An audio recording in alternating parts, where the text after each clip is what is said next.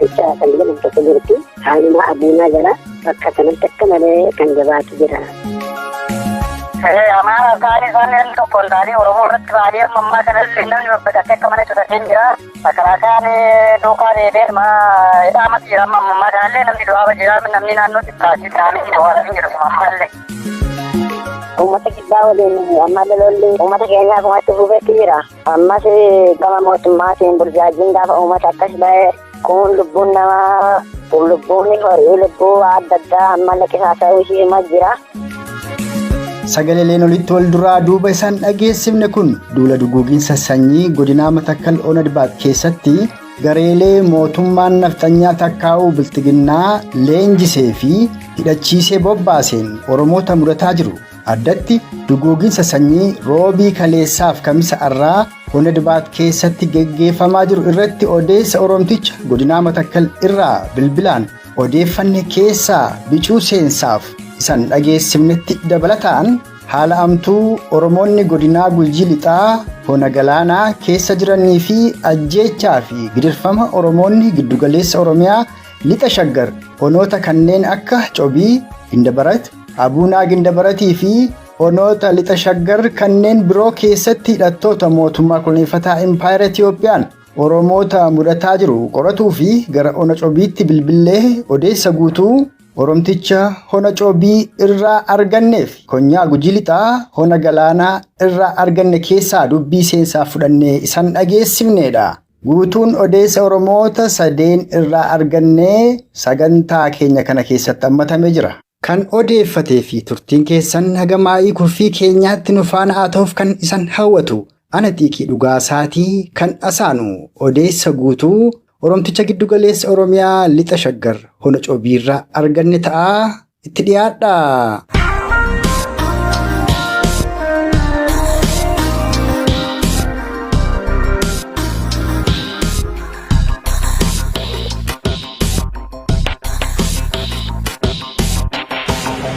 Haalli godinaa Shawaa Lixaa keessa jiru akkaanamaa akka ta'e walumaa gala onoota godina Shawaa Lixaa keessatti argaman kana keessa ijoollee ola deemoo egeree Oromoof Oromiyaaf abdii ta'an filanii ajjeesuun akka malee jabaate jedhama. Gara Jalduutti, gara Cobiitti, Shukuteetti, keessumaa Jalduutti barataa Oromoo kan kutaa 11ffaa baratu Dagaagaa jedhamu tokko kan kutaa 1 sadarkaa 1ffaa ba'ee achi ga'e. Torbeedhuma lamaan sadan kana kee fuudhanii ukkaamsanii ammoo ajjeesanii reeffisaa bakkeetti gatamee argame jedhama. Dhimma kana yoo quba qabaattan akka waliigalaatti immoo haaluma Oromoonni lixa shaggar keessa jiran uummata Oromoof akka ibsitanii fansinii bilbile. Dhimmichi akkuma kan jettan baay'ee ulfaataa ture. Ticimee itti fufeetuma jira. Baay'ee nagaan fi baay'ee namatti hin tolu. Haaluma sosochii lubbu Oromiyaa kanarraa kaasee mootummaan gadi dhiisee kun qotee bulaas ta'ee barattoota hundayyuu bakka adeemsa yookaan immoo tarkaanfii lafa gabaa ta'ee daandii kan irrattuu lubbuu isaanii darbeeti yookaan manatti guuramaa ture. Jireenyichi baay'ee badaa fi jibbisiisaadha. Amma kun onoota lixa shaggar kam faa keessatti akka malee kan inni ammaatee jiru?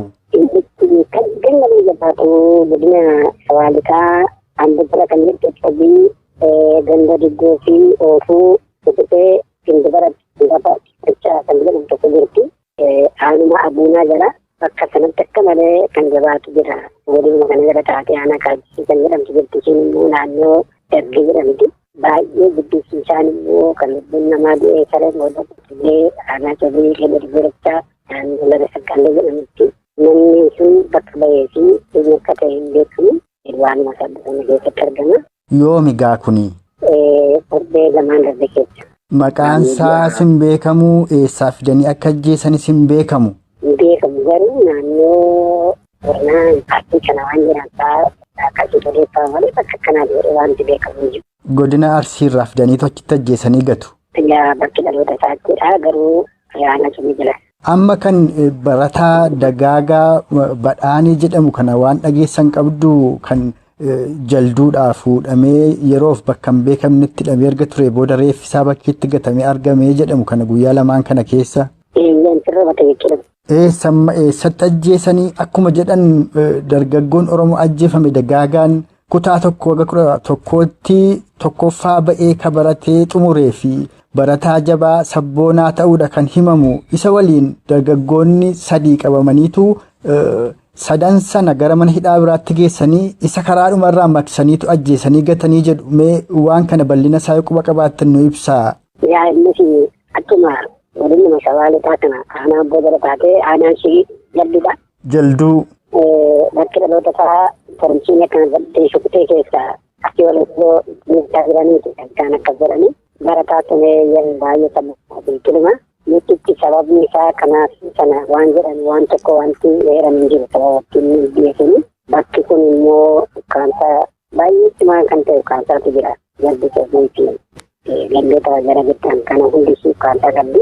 Bakkichi maali yoo jedhan wanti beekamu jiru kan kanas maali fedhan yoo jedhan wanti beekamu jiru. Egaa amma gochaan hamaan akkasii kun gara lixa shawaa kanatti erga eegalee kunoo waggaa 2 lakkoofsiseera. Gindabaratti Abuunaa Gindabaratti walumaa gala naannoo sana horsiifatee bulaas qotee bulaas akka jirutti buqqisanii saamanii qabeenya isaanii warra kaan gara naannoo Amaaraatti iyyuu akka ooffatan akka jirutti hawaasa naannoo sana buqqisanii akka kaasantu himama. Gochaan akkasii kun gara lixa Oromiyaa godina Wallaggaa Afuranuutti, Gujiitti, Booranatti, Kaaba Oromiyaa, Wallootti ammoo guutuu Oromiyaa iyyuu wal ga'eera.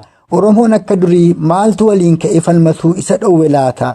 Gochaa akkasii kana ammoo hambisuuf sila akka Oromootti Oromoon maal godhuu qabaa jettanii dhaammattu sin akka nama Oromoo rakkoo kana keessa taa'ee qooddataa jiruutti. Akka nama Oromoo tokko yookaan akka dhalataa Oromoo tokkotti wanti kun wanta barbaachisuufi wanta godhamus dhalli namaa kamiyyuu Oromoon safuu qabdi, aadaa qabdi. Aadaaf safuu hin qabdu gaafii gaafattee hin argattu deebii hin argattu. Waan kun immoo tuqanneessaatu jira. Akka ammaatti illee filannoo kana maalli waan jedhan tokko jirti. Shiidha wal qabsiisee illee barattoonni mana barumsaa dhaqanii galuu hin danda'amu. Kutaa 10 waliin immoo bara leenjiyaa adeeman dirqamatti laatamuu qaba waan jedhu tokko odeeffannoo mana kaachisii keessa kan argamu tokko qabatamaa ta'uu waan gaddeellee irra hin geenye malee gara leenjii deemu jennaan barataa waliin haadha abbaa biratti kan jiru tokko jiraa ture. Gara leenjii jechuun poolisa ta'aa jedhumoo humnaan akkuma bara dargii sana raayyaa gochuudhaaf ijoollee dirqisiisaa jiru. Mee isa kana odeeffannoo argattanii uummata Oromoo dhaga'u nu ibsaa. Raayyaa mootummaa akka ta'e kan tarkaanfii barataa irratti fudhatamaa jiru. Diddee jennaan hidhan immoo ni ajjeesan barataas hin jettan kana. Barataan kun hin jiru. Haanaa kaachis keessatti. Magaalattii keessatti odeeffannoo akka qabutti hin ta'e abbaa fi haadha gidduutti barumsa sun naquu barachuuf fedhi jennaan beekama sooliin ta'an jedhuun kan waraana mootummaatiin itti dhukaa'ee bu'e. Hayyee. Aanuma sobii kana jala kan jettuufi mana mititti dhimma mootummaa kanaatiin kan inni bu'e. Aanuma galduu jala kan jettu fukkuteedha qabamee gara mana sirreessaa aanaa galduutti immoo kan deemu kun dhimma mootummaatiin kan inni bu'e. Waan kun immoo baay'ee redaadha. Amma yaada keessan jalqabaatti nu deebi'aagaa kana hundumaa hambisuuf maaltu fala jettu Oromoof maal dhaamtu? Ani waan inni dhaamu kamiyyuu Waaqayyoo waan godhee akka yaaditti yaadee dhaabbii Oromoos deebiin Oromoos dhimma Oromoos Waaqayyo irraa barbaadamu malee waan godhamuuf jiru akka amma keessa. Haalli isaa ulfaataadha. Dubbatuun gadi ba'uun akka duraanitti falmatuunis hin danda'amudha. Sababi isaas namni ijoolleen dargaggeeyyiin kaan bosonatti nammaniiru kaan mana hidhaa jiru. Yaa dinnee waan akkasiiti dubbattee galuu hin dandeessu odeeffannoodhaan qote biraan hin darbee birriidhaan itti bitamanii namoonni nama mana hidhaatti darbaraa jiran waan hin dhamteef maaliif akka reebamte hin beektu maaliif akka duute hin beektu namni deebiidhaan si deebisu hin jiru. Mirgi kamiyyuu hin jiru jecha Oromoon mirga hin qabdu Oromoon jiraachuu hin dandeessu bobbaatee galuu hin dandeessu gabaadhaan galtuu hojjettee galuu hin dandeessu daandii tarkaanfattee deemuu hin dandeessu Oromoon mirga waan kamiyyuu hin qabdu qaamni dhimmi isaan hallatu furmaata hoo godhu malee jireenyi hin jiru. Kun ajjeechaa fi gidirfama Oromoota lixa shaggar irratti loltoota poolisootaaf milishoota mootummaa kuneeffataa Impaayera Itoophiyaa raawwataa jiru qoratuuf gara Hona Cobiitti bilbilee odeessa guutuu argannee san dhageessifneedha.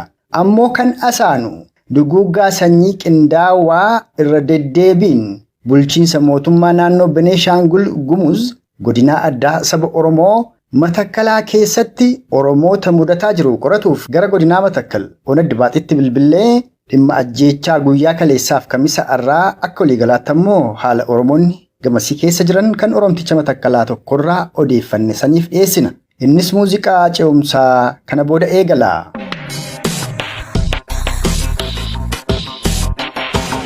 Baatii darbe keessa jumlaadhaan bakka tokkotti irra jireessa kan Oromoo ta'an namoota hedduu 150-200 ta'antu dhume.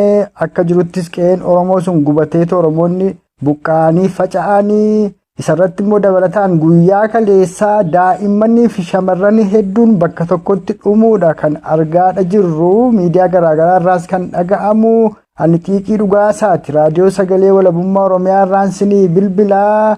Inni kaleessa ta'e kunoo maali godina Matakkal keessatti attam jiru amma Oromoonni Matakkal isa kana mee uummata Oromoof ibsaa.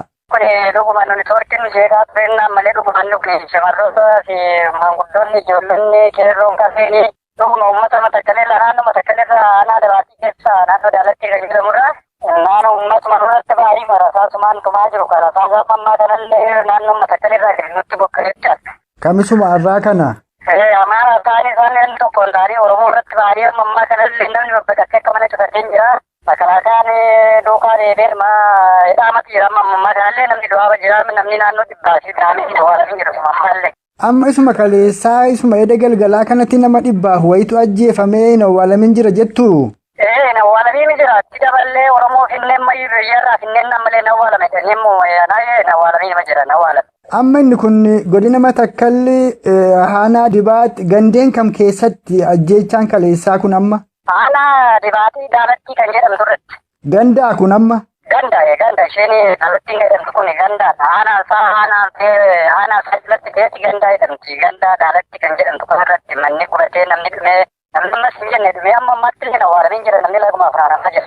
Amma warri gochaa kana raawwatan eenyu isa yeroo darbee kana humnootuma miliishota naannoo Beneeshaangul kanuma mootummaan hidhachiisetu ganda Oromoonni hedduun 150 ol keetti dhuman sana galgala dhaqee seene jedhama sa'a booda toora sa'a 11:11tti achii ammoo halkan eeggatanii dhukaasatti bananii humni dabalataa raayyaan illee dhaqee gargaaree akka fixeedha gama mootummaatiin waan biraan haa dubbatamu malee isa ammaa kana warri itti bobba'anii fixan kuni qaama mootummaatu keessa jiramoo miliishotuma mootummaa kan naannoo Beneeshaangul moo eenyu kan hawaasa kana fixaa jiru?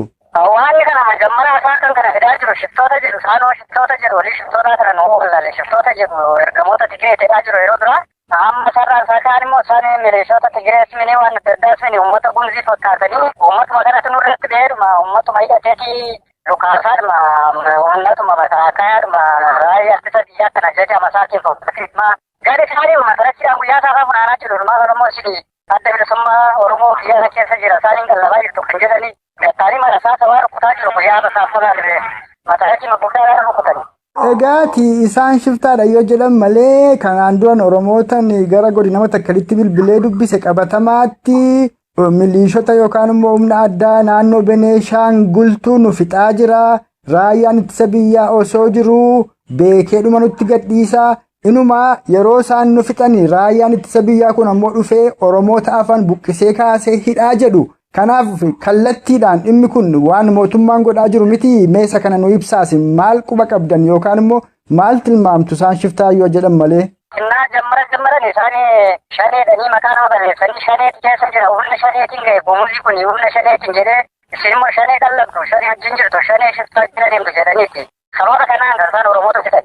Egaati toora qabsoon Oromoo jabaatee 2014-15-18tti deeme sana gidduu yeroo mootummaan EPRDF kanumti amma maqaa jijjiirrate olaantummaadhaan warri Tigiree yeroo aangoo qabatanii turan sana kara ba'a Oromiyaadhaa Oromoota ba'a Oromiyaa kanneen Oromiyaa keessa godina Harargee ba'aa honoota daangaarra jiran keessa jiraniif warra Somaaliyaa keessa jiranis yoo xiqqaate Oromoo toora miliyoona 2tti yaadamuudha kan buqqa'e kan qabeenyi isaa barbadaa'e kadu'e lakkoofsa hin qabu. Ammas ammoo gochaan amma Oromoota Matakkal irratti deemaa jiru kun kanuma kallattiidhaan itti yaadamee godhamaa jiru akka ta'ettan hubadha isin maal jettu Oromootti illee maal dhaammattu maaltis falaa jettu Oromoof Oromiyaa fi. Nonni gara Oromiyaaf kan dhaammannu gaanuni kaataa nuuni yeroo maduraa Tigireerii bulchaa ture sana yeroo dhumtina baay'eetti namni keenya ol sodaataa ture amma garuu aangootti namichi keenya kun deebi'eet immoo nuullee qabeenya keessa osoo aanaa bulan kan jedhamu keessa Oromoon ammas hin jedhanne 200 fi 40 Doozariin kan awwaale naannoo aanaa bulanii bakkujii qaban irratti kan jedhamtu ganda bakkujii keessatti jechaadha. Amma kana dhangaa horee kan qabu kan hojjete isaa horee qabeenya isaa ijoollee isaa ijoolli isaa jini lagatti dhumeef immoo amma kan immoo tokko taanee garbummaa kana jalaa ba'uu qabaan inni dhumeellee dhumee innamnu immoo tokko taanee nurratti ilaalee naannurratti dirmadhaa nu hubadhaa nuufillee dawwalaa nu gargaaraa jedhaane kan nu dhaamsa dhaammannu. Osoo lolli bifa kanaan amma isin irratti hin banamin dura baatii 3 dura yoo dogoggore na sirreessitu jalqaba Oromoota Matakkalirraatii meeshaan hiikamaa ture. Yeroo meeshaan waraanaa Oromoonni Matakkal ittiin horii isaanii tikfatanii midhaan isaanii eeggatan irraa hiikamu warra Beneeshaangulii fi saboonni kabiroon kan akka Amaaraa godina Matakkal keessa jiraatan hidhachiifamaa turan mootummaatu hidhachiisaa ture. Yeroo sanatti Oromoota gaggaafadheera duguuggaa sanyii nu qopheessaa jiru kanaaf nurraa hiikuu jedhu. Inni yeroo sana ta'aa ture maaliif ta'e? Inni amma isin irratti raawwataa jiruuf inni yeroo sanaa hidhata attamii qaba laata? Yeroo sana isaan yaada kana kan kororfatan qabayyuuti gaa.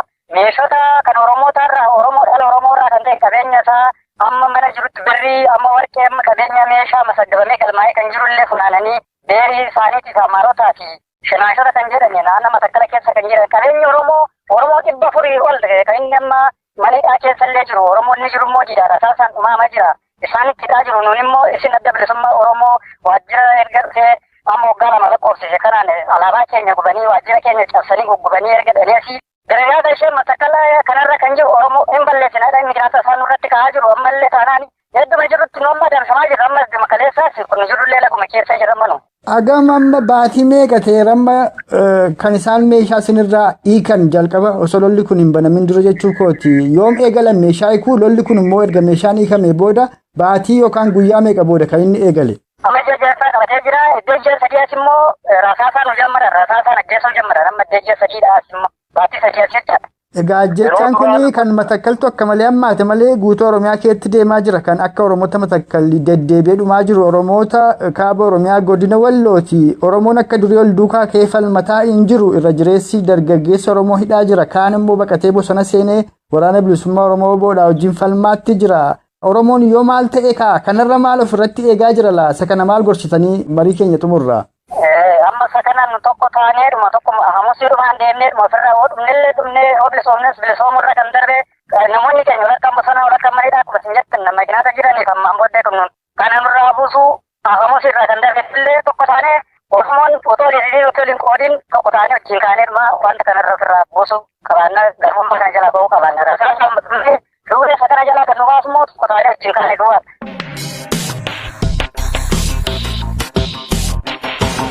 Hordoftootaaf dhaggeeffattoota keenya jaallatamu akkuma Oromticha godina Matakkal kanarraa dhageessan baatii darbe keessa yoo xiqqaate Oromoonni lakkoofsaan 150 aga 200 ga'an bakka tokkotti ajjeefamuun reeffi isaanis bifa hin malleen konkolaataa takkaa'u doozeriidhaan lafti baqaffamee keessatti darbamu guyyaa kaleessaa ammoo daa'immaniif awwan lakkoofsaan 100 ol ta'an ajjeefamu.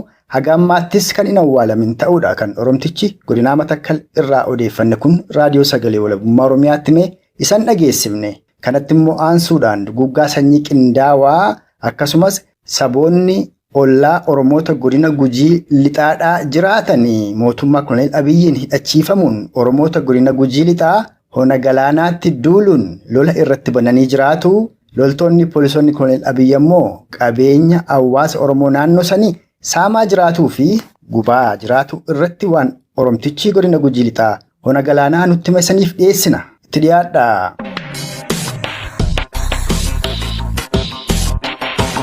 Godina Gujii hona galaanaa keessatti akkuma kana dura Oromoota ajjeesaa turan qabeenya isaaniillee gubaa turanii har'uma kana mana Oromootaa 10 akka guban Oromoota hona galaanaa ganda garaagaraa keessa jiranillee buqqisanii akka kaasantu himama loltoonni Koloneel Abiyyi milishoonnii fi poolisoonni haaluma keessa jirtan kanan isinirraa odeeffadhee Oromoo dhageessisaaf sinii bilbile. Hayyee akkasuma wanti isaan malee dhaabbanne akkuma achi fuufetti jira lola uummatoota waliin ammallee uummanni keenya akkuma hodhukaasuu jira. Amma kan loltoonni Koloneel Abiyyi sin obbaasan sanitti dabalataanuu uummatoota kibbaadhaa hidhachiisanii sin bobbaasaa jiruudha akkati jettu. Uummata kibbaa waliin ammallee lolli uummata keenya akkuma itti fuufetti jira. Hayyee. Ammas gama mootummaatiin burjaajiin gaafa uummata akkas ba'e kun lubbuun namaa lubbuun horii lubbuu adda addaa ammallee qisaasa'uu ishee jira. Tole. Ammallee gama biraatiin immoo warra mootummaa jedhan kun geggeessitooti gama aanaarraa hiriira jiru uummata burjaajessaa jiran ammoo akkuma sanatti ammallee jirani. Gaafa uummatti kun lamaan walitti yaa'ee walitti baasammoo dhufanii kaan hidhagguuraa kaan lubbuu namaa balleessaa kaan bitaa uummata akka malee doorsisuu jirani. Lolli sun immoo ammallee nama waboo deeggartiin waraana bilisummaa Oromoo uummata Oromoo deeggaru jedhamee ammallee gama salleen burjaajessaa baay'ee jira. Hayyee. Kenna uummanni akkaataa kanarratti akka jira uummanni Oromoo Gujii kun gama kennaa aanaa kennaa kun akkama kana akka malee mallee cunqursaa akka malee itti jira. Sabaaf sablammoota warra kibbaa kana keessaa gosa kam isinitti bobbaasan hidhachiisanii warra Amaaroo jedhan immoo kabiraadha amma kan isinirratti lola banee jiru? Kan irratti banee jiru Amaaroo gama kaaniin immoo uummata Burjiiti. Tole. Warra kana keessa immoo isaaniiti warri humna addaa achi keessa jiru poolisoonni isaanii ammoo gadi bu'anii uummata dhukaasa uummatadha. Hayyee. Uummata waan tokko hin beekne kaloo ofii tiffatu lafa isii irratti horii isii bobbaafatee tiffatu dhufaa itti dhukaasa amma kaleessa dhiisiin geddalle nama du'e. Amma kun godina Gujii Aanaa Galaanaadha. Gandeen akkamiifaa keessa raawwataa jira? Gandi amma baay'inaan inni keessa raawwatu jiru. Godinuma keenya kana Aanaa Galaanaa gandi jirmee qarri. Egaa amma warri kun warri Amaaros haa ta'an warri Burjiidhaa kun maal fedhani? Lafti kun lafa Gujii mitiidha moo kasaan jedhan lafa Oromoo mitiidha moo shiruma mootummaan xaxeenitti isin bobba'anii isin haadhan ammoo kan isirraa hubadde hawaasa nagaatu olibbee oli dhukaasa yoo soon taane humna addaa naannootu Oromoota Gujii horsiifatee bulutti baafatee dhukaasa itti banaa jira ajjeesaa jiraattan sirraa hubadde. Wanni kun wanni duuba jiru wanni walitti kaasee gaafa jalqabaati irra 95 kaasee uummati kun walitti dhukaasisarraan forfanne waggaa 3 asitti ammoo daraan akka malee jabaatee adiin kun dhaabbatee jiru sababbiin immoo sababuma mootummaan duubaan lafti keessa ni lafa fudhadhaa jedha uummanni Oromoo Gujii immoo lafa horiitti bobbaafata horiin achirraa kaasee bakka bishaan itti dhuguun qabu bakka margatti dheeduun qabu margaan achi argama. Ishaallee waan qara baafataa ture achuma geeffata. Isaan immoo gaararraa ammoo hiriira gadi dhufanii gara daangaa Oromiyaatti gad seenaneeti qonnaa waan deemanuufi lafa qara ardaa isii lafa araddaa isii keessatti qara tiffataa ture sababa dhabuu amma waa hin dandeenye lafa biraa waa achi bobbaafatu hin qabneefi uummanni Oromoo sababa kanaaf horii achi bobbaafata. Isaan immoo warri qonnaa sun lafa barbaada waan ta'eef lafa falma mootummaa garuu duubaa qaba. Egaa gochaan kun kaaba Oromiyaatti Wallootti gara lixa Oromiyaa warra Beneeshaangul Gumuz waliin akkasumas karaa ba'a Oromiyaa godina Harargee ba'aa honoota daangaarra jiran kunoo karaa Gujiif Booranaalleen waan wal fakkaataadhatu deemaadha jira. Egaa saboota kabiraa hidhachiisanitti bobbaasuun ficcisiisuu irratti immoo dabalataanu kan amma guyyaa lamaan kana dhaga'amu godina Gujii lixaa hona galaanaa kana keessatti miliishonniif poolisiin humna addaa Oromiyaa jedhaman kun mana Oromoota Gujii 10 gubuu fi horsiifatee bulaa fi qotatee bulaa Oromoo naannoo sana hedduullee buqqisuudhatu himama. Mee waan sanirraallee waan quba qabdu nuu himi. Amma kan akka walii galaatti akka qabatama naannoo an jiru kanatti wanni jiru nama feelii warra adda bilisummaa Oromoo kana jedhameeti nama baay'ee doorsisaa jirani. Ganda amma keenya kanatti ganda jirmee qarii jedhamu kanatti naannoo nama 50 oliidha kan hidhamee amma mana hidhaatiin kaafamaa jiru. Maal taatan maal gootan jedhaniitu hidhuu ammalleen eessatti dhangara'aan geessammoo achuma ganda jirmee maxxaarrii keessatti hidhaniiti jiran warra kana ka keessaa maqaan beektullee asumaan silaasoo Oromoo dhageessifte. Sababbiin namni kun hidhamuufi namni adda bilisummaa Oromoo deeggarsa feelii shaneeti jedhameeti gama kanaan doorsisa gama kanaatiin namni hidhameeru. Nama baay'eedha. Kun ammoo namni hagaa murtaa'e immoo namni 12 morkatti ol fe'amee aanaa jira. Aanaa Galaanaa moo gara Bulee Oraatti dabarsan? Ka Bulee Oraatti dabaran jiru. Aanuma Galaanaa sun irra jira. Egaa amma jalqaba akkasirraa odeeffadheetti Oromoonni godina Gujii lixaa Aanaa Galaanaadhaa erga ganna 3 as guyyaa tokko lolarraa fuudhattanii akka hin beekne dubbatte gama biraan ganna 2 guutuudhaaf lolli banamee jira karaa mootummaa koloneeffataa Impaayera Itoophiyaa amma koloneel Abiyyiin durfamuu Isa kana hundumaatti furmaata godhuuf silaa Oromoon maal jetta? Oromootti maal dhaammatta? Maaltu Oromoo falaa jetta? Amma akka kiyyatti uummanni Oromoo guddaa kun beektaa horsiifatee bula qotatee bula malee waan siyaasa waan barate baay'ee hin qabneef sababa kanallee akka akkasuma kan qabu isaan immoo gara raadhaa bobbaasaa agabuun bobbaasaa kaan immoo waraana bilisummaa Oromoo barbaadan jedhaati gara raadhaatti kaan bobbaasaa innaa kun bobbaa'ee achi yaa'u uummanni kibbaa asii achi yaadhaa sababa kanaan bakka maatiin namni daa'imman waggaa 12 du'aa jiranii ilmeen bibbiqoon kaloon keessa oolchu du'aa akka malee miidhamaa jirani waan ta'eef uummanni Oromoo biraa kan jirtan faqara walii hirmataa turtan faqaammoon qara quba wal qabaatanii waan kana qara walii falmaa yookiin walii waan rakkoo tokko furaa dhuftanii ammaa kana geessan uummanni kun uummata kanaaf gurra dhageettii horattuu qabaa. Ammas immoo uummanni kun rakkatuun jechuun dhalli jedhee rakkoon alaatti immoo hin ta'u waan kana waliif birmannee karaa barbaachisee hunda Oromoonni hundi quba wal qabaatuu qabaa jedha.